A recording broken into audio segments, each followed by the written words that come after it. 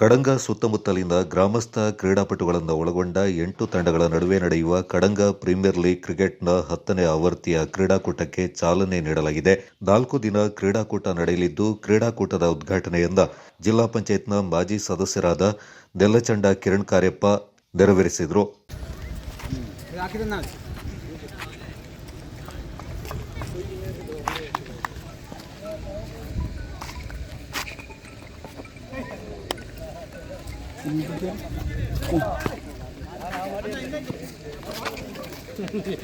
ഇങ്ങനെ പിടിച്ചോ അഡ് പിടിച്ചോ ടി വിയിലിടും.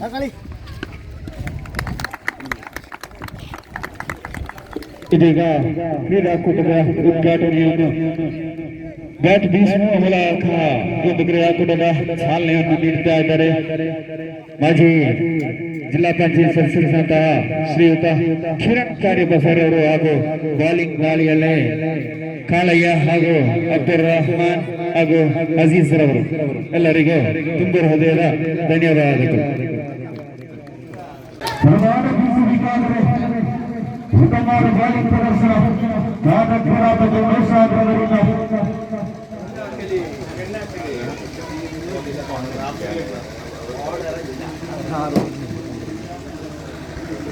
ಹಲವಾರು ಕ್ರೀಡಾಪಟುಗಳು ಒಳಗೊಂಡಂತಹ ತಂಡವಾಗಿದೆ.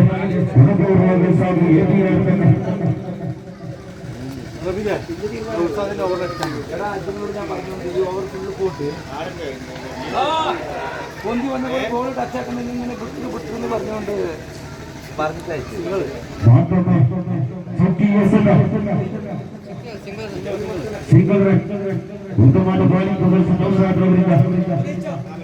ನಂತರ ನಡೆದ ಉದ್ಘಾಟನಾ ಸಮಾರಂಭದಲ್ಲಿ ಅಧ್ಯಕ್ಷತೆಯಿಂದ ಕೆಪಿಎಲ್ ಸ್ಥಾಪಕರಾದ ಕೆಎಂ ಜುನೈದ್ ಅವರು ವಹಿಸಿ ಮಾತನಾಡಿ, 10 ವರ್ಷದಿಂದ ಈ ಕ್ರೀಡೆಯು ನಡೀತಾ ಇದ್ದು, ನಮ್ಮ ಕ್ರೀಡಾ ಸಂಘದಿಂದ ಹಲವಾರು ಸಾಮಾಜಿಕ ಕಾರ್ಯಕ್ರಮ ನಡೀತಾ ಇದ್ದು, ಈ ವರ್ಷ ಸ್ಥಳೀಯ ಸರ್ಕಾರಿ ಶಾಲೆಗೆ ಸಿಸಿ ಕ್ಯಾಮೆರಾ ಅಳವಡಿಸಲಾಗುವುದೆಂದರು.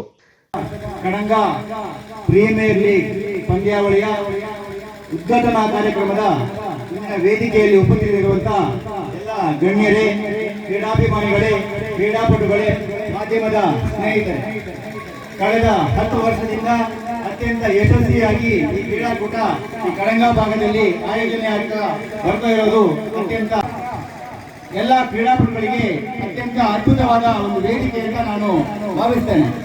ಈ ವೇದಿಕೆಯನ್ನ ಅತ್ಯಂತ ಯಶಸ್ವಿಯಾಗಿ ಬಳಸಿಕೊಂಡು ತಮ್ಮಲ್ಲಿರುವಂತಹ ಪ್ರತಿಭೆಯನ್ನ ಬಳಸಿಕೊಂಡು ಅದನ್ನ ಜಿಲ್ಲಾ ಮಟ್ಟದಲ್ಲಿ, ರಾಜ್ಯ ಮಟ್ಟದಲ್ಲಿ, ರಾಷ್ಟ್ರ ಮಟ್ಟದಲ್ಲಿ ಬಳಸುವಂತಹ ಕೆಲಸ ಮುಂದಿನ ದಿನಗಳಲ್ಲಿ ಆಗಬೇಕು ಅಂತ ಹೇಳಿ ನಾನು ಭಾವಿಸ್ತೇನೆ.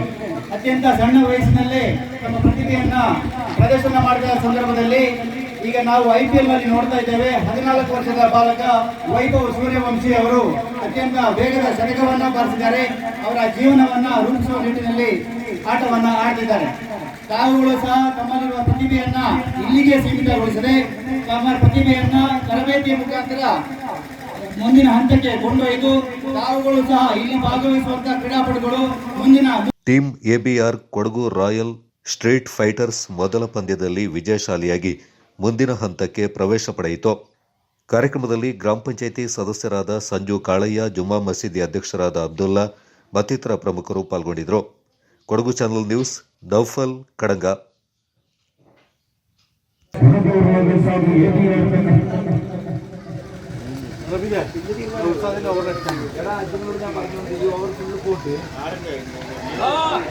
പൊന്തി വന്ന ഗോൾ ടച്ചാക്കുന്നെങ്കിൽ ഇങ്ങനെ വിട്ടെന്ന് പറഞ്ഞുകൊണ്ട്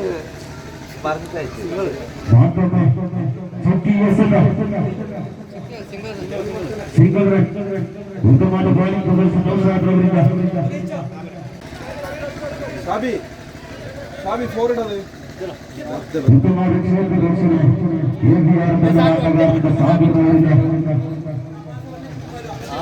അങ്ങനത്തെ ടീം ഉണ്ടാകും.